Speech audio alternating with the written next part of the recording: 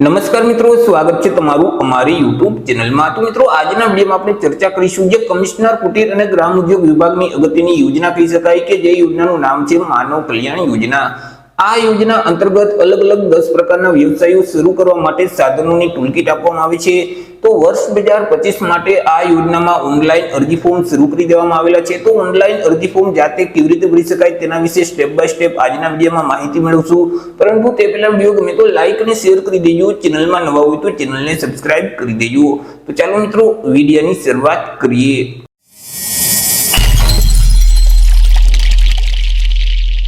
સૌથી પહેલા મિત્રો, તમારે તમારા મોબાઈલમાંથી અથવા તો લેપટોપ કે પીસી માંથી કોઈ પણ એક ઇન્ટરનેટ બ્રાઉઝરને ઓપન કરવાનું રહેશે અને ત્યાં સર્ચ બોક્સમાં ટાઈપ કરવાનું રહેશે ઈ કુટીર। જેવું મિત્રો તમે ઈ કુટીર ટાઈપ કરી તમે તેને સર્ચ કરશો તો તમારી સામે આ મુજબની એક સ્ક્રીન ઓપન થઈ જશે કે જ્યાં કમિશનર કુટીર અને ગ્રામ ઉદ્યોગ વિભાગની ઓફિશિયલ વેબસાઇટ સૌથી પહેલા જોવા મળશે e-kutir.gujarat.gov.in। તો તે વેબસાઇટ ઉપર તમારે ક્લિક કરી દેવાનું રહેશે। વેબસાઇટ ઉપર ક્લિક કરશો એટલે ઈ કુટીરનું પોર્ટલ ઓપન થઈ જશે। હવે મિત્રો, અહીં સૌથી પહેલા તો તમારે લોગિન કરવાનું રહેશે, પરંતુ પોર્ટલ ઉપર હજી સુધી તમે રજીસ્ટ્રેશન નથી કરેલ તો તમારે નવું રજીસ્ટ્રેશન કરવાનું રહેશે। નવું રજીસ્ટ્રેશન કરવા માટે અહીં તમને ઓપ્શન જોવા મળશે નવા યુઝર, અહીં ક્લિક કરો તો ત્યાં તમારે ક્લિક કરી દેવાનું રહેશે, જેથી કરી તમને એક રજીસ્ટ્રેશન ફોર્મ છે તે આપી દેવામાં આવશે। તે ફોર્મમાં તમામ માહિતી ભરવાની રહેશે। હવે મિત્રો, જેવી રીતે આધાર કાર્ડમાં તમારું નામ છે એવી જ રીતે ઇંગ્લિશમાં આખું નામ અહીં ટાઈપ કરી દેવાનું રહેશે। તમારા જે આધાર કાર્ડ નંબર છે તે નંબર આ બોક્સમાં ટાઈપ કરવાના રહેશે। લિંગ એટલે કે જેન્ડર અહીંથી સિલેક્ટ કરી દેવાનું રહેશે। આધાર કાર્ડમાં જે જન્મ તારીખ છે તે જન્મ તારીખ અહીં ટાઈપ કરી દેવાની રહેશે। તમારા જે મોબાઈલ નંબર છે તે નંબર આ બોક્સમાં ટાઈપ કરી દેવાના રહેશે। જો ઈમેલ આઈડી યુઝ કરતા હોય તો તમારું જે ઈમેલ આઈડી છે તે અહીં ટાઈપ કરી દેવાનું રહેશે। તમારે જે તે પાસવર્ડ રાખવું હોય તે પાસવર્ડ આ બોક્સમાં ટાઈપ કરી અને ફરીથી તે પાસવર્ડને કન્ફર્મ કરવા માટે આ બોક્સમાં ટાઈપ કરી દેવાનું રહેશે। અહીં જે કેપ્ચા કોડ આપવામાં આવેલો છે તેમનો જે આન્સર આવે તે આન્સર આ બોક્સમાં ટાઈપ કરી અને નોંધણી કરો તે બટન ઉપર ક્લિક કરી દેવાનું રહેશે। જેવું તમે નોંધણી કરો તે બટન ઉપર ક્લિક કરશો એટલે પોર્ટલ ઉપર રજીસ્ટ્રેશન તમારું સક્સેસફુલ થઈ જશે। તમને એક રજીસ્ટ્રેશન નંબર આપી દેવામાં આવશે, તે નંબર વડે આગળ લોગિન કરવાનું રહેશે। લોગિન કરવા માટે ફરીથી તમારે હોમ સ્ક્રીન પર આવી જવાનું રહેશે। હવે તમને જે રજીસ્ટ્રેશન નંબર એટલે કે યુઝર આઈડી આપવામાં આવેલું છે તે આઈડી નંબર આ બોક્સમાં ટાઈપ કરી દેવાનું રહેશે। રજીસ્ટ્રેશન કરતી વખતે તમે જે પાસવર્ડ સેટ કરેલ છે તે પાસવર્ડ આ બોક્સમાં ટાઈપ કરી અને અહીં જે કેપ્ચા કોડ છે તેમનો આન્સર આ બોક્સમાં ટાઈપ કરી દેવાનું રહેશે અને લોગિનના બટન ઉપર ક્લિક કરવાનું રહેશે। જેવું મિત્રો તમે લોગિન કરશો એટલે આ મુજબની એક સ્ક્રીન ઓપન થઈ જશે। પરંતુ તમે યુઝર આઈડી ક્રિએટ કરી અને પહેલી વખત જ લોગિન કરતા હશો તો તમારે સૌથી પહેલા તો તમારી પ્રોફાઇલ છે તે અપડેટ કરવાની રહેશે। પ્રોફાઇલ અપડેટ થઈ ગયા પછી મિત્રો તમને ફરીથી આ મુજબની સ્ક્રીન જોવા મળશે કે જ્યાં માનવ કલ્યાણ યોજનાનો ઓપ્શન જોવા મળે છે તેના નામ ઉપર તમારે ક્લિક કરવાનું રહેશે। જેવું તમે માનવ કલ્યાણ યોજનાના નામ ઉપર ક્લિક કરશો એટલે યોજનાને લગતી તમામ વિગત છે તે તમને જોવા મળશે, તે એકવાર વ્યવસ્થિત વાંચી લેવાની રહેશે। નીચે સ્ક્રોલ કરશો તો અહીં તમને ઓકે નું એક બટન જોવા મળશે, તે બટન ઉપર તમારે ક્લિક કરવાનું રહેશે, જેથી કરી મિત્રો આગળ તમને એક અરજી ફોર્મ આપી દેવામાં આવશે। તે ફોર્મમાં તમામ માહિતી ભરવાની રહેશે। પરંતુ મિત્રો, તમે જે પ્રોફાઇલમાં માહિતી આપેલ છે તે માહિતી અહીં ઓટોમેટિક લઈ લેશે, તેમાં તમને કોઈ પણ પ્રકારનો ફેરફાર નહીં કરવા દઈએ। જેમ કે તમારું નામ છે ઇંગ્લિશ અને ગુજરાતીમાં તે ઓટોમેટિક આવી જશે, તમારા પિતા કે પતિનું નામ પણ અહીં ઓટોમેટિક આવી જશે, જેન્ડર પણ અહીં ઓટોમેટિક લઈ લેશે પ્રોફાઇલ મુજબ। ત્યાર પછી અરજદારની જે જાતિ છે, તમારી જન્મ તારીખ છે, આધાર કાર્ડ નંબર છે, તમે દિવ્યાંગ છો કે કેમ, અરજદારના ફોન નંબર છે, મોબાઈલ નંબર છે, ઈમેલ આઈડી છે, હાલની અરજદારની ઉંમર કેટલી છે, આ તમામ વિગત અહીં ઓટોમેટિક આવી જશે। ત્યાર પછી તમારા જે રેશન કાર્ડ નંબર હોય તે નંબર આ બોક્સમાં ટાઈપ કરી દેવાના રહેશે। પ્રોફાઇલમાં તમે જે ફોટોગ્રાફ અપલોડ કરેલ છે તે અરજદારનો ફોટો પણ અહીં ઓટોમેટિક આવી જશે। પરંતુ જો તમે તેને બદલવા માંગતા હોય તો અહીં જે અપલોડનું બટન છે તેના ઉપર ક્લિક કરશો તો ડિવાઇસ ઓપન થઈ જશે કે જ્યાં તમે સ્કેન કરેલું તાજેતરનું પાસપોર્ટ સાઇઝનું ફોટોગ્રાફ રાખેલ છે તેને તમે સિલેક્ટ કરી દેશો તો અહીં ફોટોગ્રાફ અપલોડ થઈ જશે। ત્યાર પછી મિત્રો નીચે તમારે અલગ અલગ બે સરનામા આપવાના રહેશે કે જેમાં સૌથી પહેલા તો હાલનું સરનામું આપવાનું રહેશે। સરનામું પણ તમે જે પ્રોફાઇલમાં સેટ કરેલ છે તે અહીં ઓટોમેટિક આવી જશે, પરંતુ તમે તેને બદલવા માંગતા હોય તો બદલી શકશો। પહેલા જે હાલનું સરનામું આપવાનું છે તેમાં રાજ્યનું નામ બાય ડિફોલ્ટ ગુજરાત સિલેક્ટ કરેલ જ આવશે। ત્યાર પછી તમારા જિલ્લાનું નામ સિલેક્ટ કરી દેવાનું રહેશે, તાલુકાનું નામ સિલેક્ટ કરી ગામનું નામ સિલેક્ટ કરવાનું રહેશે। આ બોક્સમાં તમારું એડ્રેસ એટલે કે સરનામું ટાઈપ કરી અને એરિયાના પિનકોડ નંબર અહીં ટાઈપ કરી દેવાના રહેશે। ત્યાર પછી કાયમી સરનામું છે તે તમારે આપવાનું રહેશે, પરંતુ હાલનું સરનામું અને કાયમી સરનામું બંને જો એક જ હોય તો અહીં જે ચેકબોક્સ છે તેમાં તમારે ટીક કરી દેવાનું રહેશે। પરંતુ બંને સરનામા અલગ અલગ હોય તો નીચે કાયમી સરનામું અલગથી ફિલ કરવાનું રહેશે. જેમ કે રાજ્યનું નામ છે તે અહીંથી તમારે સિલેક્ટ કરી દેવાનું રહેશે. જિલ્લાનું, તાલુકાનું અને ગામનું નામ સિલેક્ટ કરી તમારું સરનામું છે તે આ બોક્સમાં ટાઈપ કરી દેવાનું રહેશે. તમારા એરિયાના પિનકોડ નંબર અહીં ટાઈપ કરવાના રહેશે. તમામ વિગત ભરાઈ જાય એટલે અહીં જે સેવ એન્ડ નેક્સ્ટ નું બટન છે તેના ઉપર તમારે ક્લિક કરી દેવાનું રહેશે. જેથી કરી આગળ મિત્રો તમારી અરજી છે તે બીજા સ્ટેપમાં આવી જશે. બીજા સ્ટેપમાં સૌથી પહેલા તો તમારે અરજીની વિગત આપવાની રહેશે. જેમ કે તમે કયા વ્યવસાયની ટૂલકીટ મેળવવા માંગો છો તે વ્યવસાયનું નામ અહીંથી સિલેક્ટ કરી દેવાનું રહેશે. અહીં તમને અલગ અલગ 10 વ્યવસાયના નામ જોવા મળશે. જેમ કે સેન્ટિંગ કામ છે, વાહન સર્વિસિંગ અને રિપેરિંગનું કામ છે, ભરત કામ છે, પ્લમ્બર છે, બ્યુટી પાર્લર છે, ઇલેક્ટ્રિક એપ્લાયન્સીસ છે, દૂધ દહીં વેચનાર છે, પાપડ બનાવટ છે, અથાણા બનાવટ છે અને પંચર કીટ છે. તો આ 10 માંથી તમે જે કીટ મેળવવા માંગતા હોય, જે વ્યવસાયની સાધનોની ટૂલકીટ મેળવવા માંગતા હોય તે વ્યવસાયનું નામ અહીંથી સિલેક્ટ કરી દેવાનું રહેશે. ત્યાર પછી તમારી જે શૈક્ષણિક લાયકાત છે એટલે કે તમે જ્યાં સુધી અભ્યાસ કરેલ છે તે અભ્યાસની વિગત અહીંથી તમારે સિલેક્ટ કરી દેવાની રહેશે. જો તમારી પાસે કોઈ પણ તાંત્રિક એટલે કે ટેકનિકલ લાયકાત હોય તો તેની વિગત અહીં ટાઈપ કરવાની રહેશે.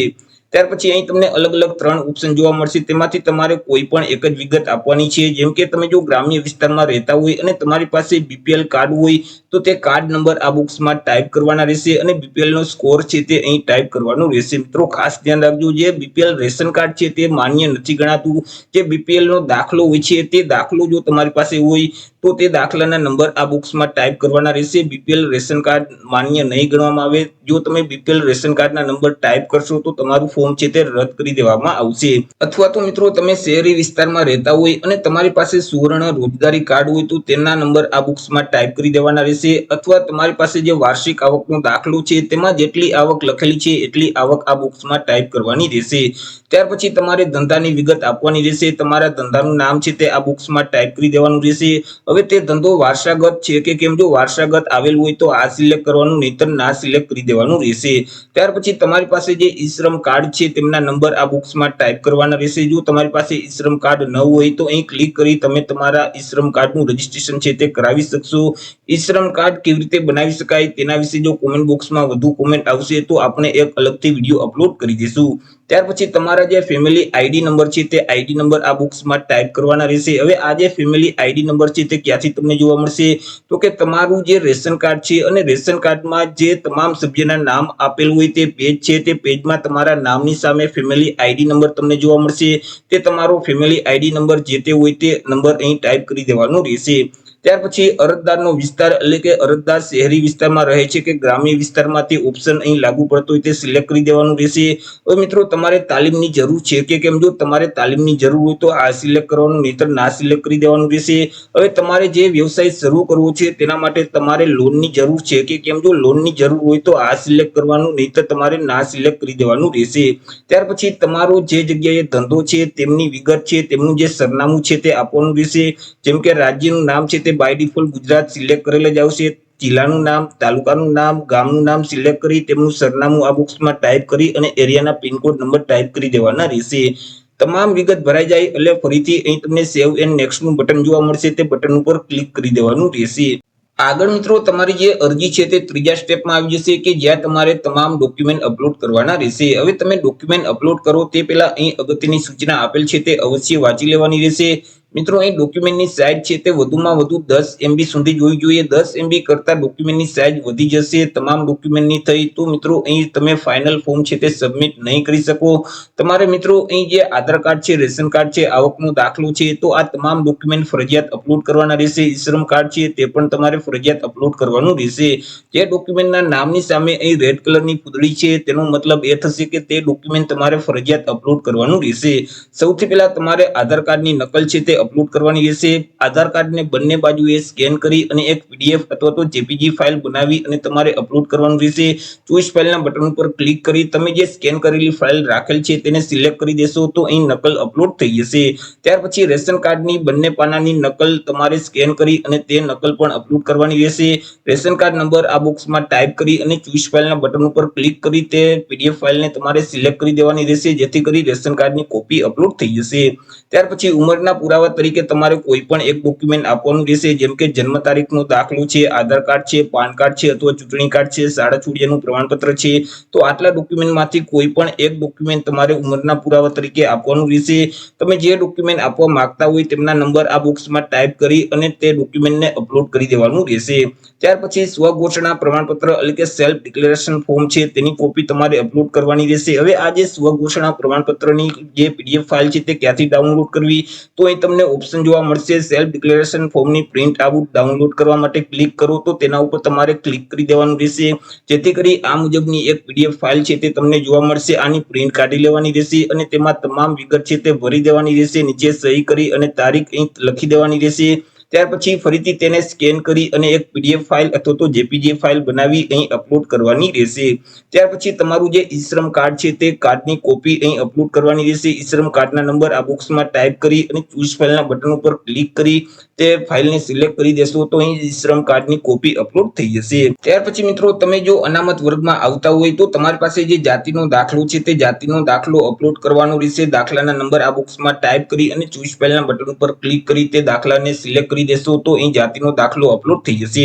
ત્યાર પછી ગ્રામ્ય વિસ્તાર માટે BPL નો જે સ્કોર ધરાવતો જે દાખલો છે અથવા તો શહેરી વિસ્તાર માટે જે સુવર્ણ કાર્ડની નકલ છે અથવા તો વાર્ષિક આવકનો દાખલો તમારે અપલોડ કરવાનો રહેશે. તમે જે ડોક્યુમેન્ટ અપલોડ કરવા માંગતા હોય તેમના નંબર અહીં ટાઈપ કરી અને તે ડોક્યુમેન્ટને સિલેક્ટ કરી દેશો તો તે ડોક્યુમેન્ટ અપલોડ થઈ જશે. તમામ ડોક્યુમેન્ટ અપલોડ થઈ ગયા પછી અહીં ફરીથી સેવ એન્ડ નેક્સ્ટનું જે બટન છે તેના ઉપર તમારે ક્લિક કરી દેવાનું રહેશે. જેવું મિત્રો તમે સેવ એન્ડ નેક્સ્ટના બટન ઉપર ક્લિક કરશો તો તમારી અરજી છે તે ચોથા સ્ટેપમાં આવી જશે કે જ્યાં તમને નિયમો અને શરતો જોવા મળશે, એક ડિક્લેરેશન જોવા મળશે. તેને વાંચી એક્સેપ્ટ કરવા માટે અહીં ચેકબોક્સમાં ટીક કરી દેવાનું રહેશે. ત્યાર પછી સેવ એન્ડ નેક્સ્ટના બટન ઉપર ક્લિક કરવાનું રહેશે. જેવું તમે સેવ એન્ડ નેક્સ્ટના બટન ઉપર ક્લિક કરશો તો તમારી અરજી ફાઇનલી સબમિટ થઈ જશે. તમને એક અરજી નંબર આપી દેવામાં આવશે, તે નંબર તમારે સાચવી રાખવાનો રહેશે. મિત્રો તમે જે ફોર્મ ભરેલ છે તેનું સ્ટેટસ તમારે જોવું હોય તો ફરીથી હોમ સ્ક્રીન ઉપર આવી જવાનું રહેશે. નીચે સ્ક્રોલ કરશો તો અહીં તમને એક ઓપ્શન જોવા મળશે તમારી એપ્લિકેશનની સ્થિતિ જુઓ, તેના ઉપર તમારે ક્લિક કરવાનું રહેશે. એટલે ફરીથી નવા ટેબમાં આ મુજબની સ્ક્રીન ઓપન થઈ જશે. તમને જે એપ્લિકેશન નંબર એટલે કે અરજી નંબર આપવામાં આવેલો છે તે અરજી નંબર આ બોક્સમાં ટાઈપ કરી દેવાનો રહેશે. તમારી જે તે જન્મ તારીખ હોય તે જન્મ તારીખ અહીં ટાઈપ કરી અને વ્યૂ સ્ટેટસના બટન ઉપર ક્લિક કરવાનું રહેશે. જેવું તમે વ્યૂ સ્ટેટસના બટન ઉપર ક્લિક કરશો તો નીચે તમને તમારી વિગત છે તે જોવા મળશે, જેમ કે તમારા અરજી નંબર છે, યોજનાનું નામ છે, અરજદારનું નામ છે અને અરજીની સ્થિતિ શું છે તે તમામ વિગત અહીં તમને જોવા મળશે. તમારા જિલ્લામાં જે ઉદ્યોગ કેન્દ્રની કચેરી આવેલી છે તેમનું સરનામું પણ અહીં તમને જોવા મળશે. મિત્રો અહીં તમારું ફોર્મ મંજૂર કરવામાં આવેલું છે કે ના મંજૂર કરવામાં આવેલું છે, તમારું ફોર્મ છે તે કેટલે પહોંચેલ છે તે તમામ વિગત અહીં તમને જોવા મળશે. તો એ રીતે મિત્રો જે કમિશનર કુટીર અને ગ્રામ ઉદ્યોગ વિભાગની અગત્યની યોજના છે માનવ કલ્યાણ યોજના, તેમાં તમે જાતે જ ઓનલાઈન અરજી ફોર્મ ભરી શકો છો. તો આશા રાખું છું વિડીયો પસંદ પડ્યો હશે. વિડીયો પસંદ પડ્યો હોય તો લાઈક અને શેર કરી દેજો. ચેનલમાં નવા હોય તો ચેનલને સબસ્ક્રાઇબ કરી દેજો. ફરી મળીશું એક નવા ટોપિક સાથે એક નવા જ વિડીયોમાં. ત્યાં સુધી જય હિન્દ, વંદે માતરમ.